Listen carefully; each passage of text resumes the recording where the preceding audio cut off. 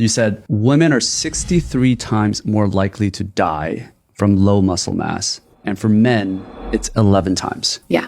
Here, a lot of people don't realize this, but the biggest threat to you living longer is having low muscle mass, called sarcopenia or age-related muscle loss. What happens after the age of 30, you start losing 3 to 8% of your muscle mass every 10 years if you don't do resistance training. That's why it's so important to start doing resistance training. It doesn't matter how old you are, whether you're in 30s, 40s, 50s, or 60s or beyond.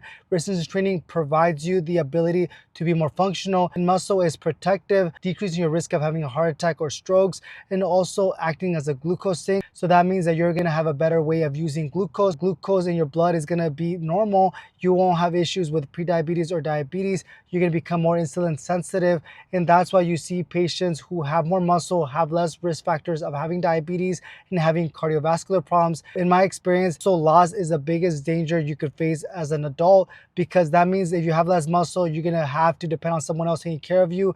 And into your 50s, 60s, that muscle loss of 3 to 8% loss every 10 years adds up. That's the difference between someone who's able to take care of themselves at home and do things by themselves, taking care of their groceries, going shopping, versus someone who is at a nursing home because they can't even get up from the squat position in the restroom.